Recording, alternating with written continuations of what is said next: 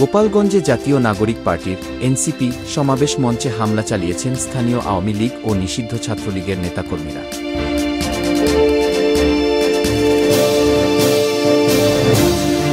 বুধবার ১-৬ জুলাই দুপুর ১:৩৫ দিকে গোপালগঞ্জ শহরের পৌর পার্ক এলাকায় আয়োজিত সমাবেশের মঞ্চে এ হামলা চালানো হয়। এ সময় সমাবেশের মঞ্চে থাকা সাউন্ড বক্স, মাইক, চেয়ার ভাঙচুর সহ উপস্থিত এনসিপির নেতাকর্মীদের উপর হামলা করা হয়।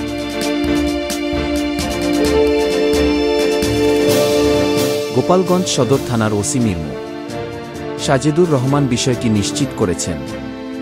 এর আগে এনসিপির কেন্দ্রীয় কর্মসূচি জুলাই পদযাত্রাকে কেন্দ্র করে গোপালগঞ্জ সদরে উপজেলা নির্বাহী কর্মকর্তার ইউএনও গাড়ি বহরে হামলা চালিয়ে গাড়ি ভাঙচুর করেছে পতিত আওয়ামী লীগ ও নিষিদ্ধ ঘোষিত সংগঠন ছাত্রলীগের নেতাকর্মীরা।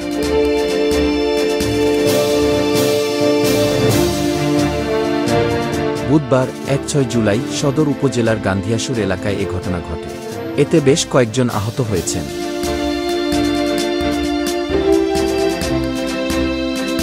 বিষয়টি নিশ্চিত করেছে গোপালগঞ্জ সদর উপজেলা নির্বাহী কর্মকর্তা ইউএনও এম রকিবুল হাসান।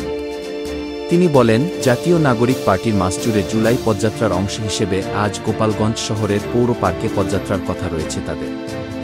সেখানে কেন্দ্রীয় নেতাদের আগমনের কথা রয়েছে।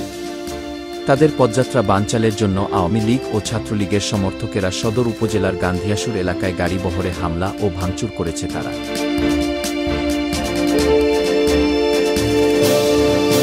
এর আগে এনসিপির এই কর্মসূচিকে কেন্দ্র করে গোপালগঞ্জ সদরে পুলিশের গাড়িতে ভাঙচুর করে আগুন দিয়েছে নিষিদ্ধ ঘোষিত সংগঠন ছাত্রলীগের নেতাকর্মীরা।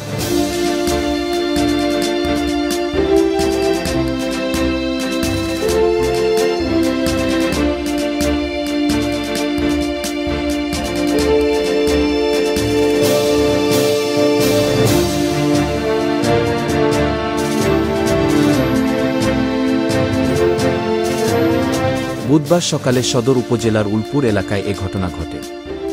গোপালগঞ্জের পুলিশ সুপার মো. মিজানুর রহমান বিষয়টি নিশ্চিত করেছেন। এছাড়া সকালে সদর উপজেলার গান্ধিয়াসুর এলাকায় ঘোনাপাড়া টেকেরহাট আঞ্চলিক সড়কে গাছ কেটে সড়ক অবরোধ করে আওয়ামী লীগ ও ছাত্রলীগের নেতাকর্মীরা।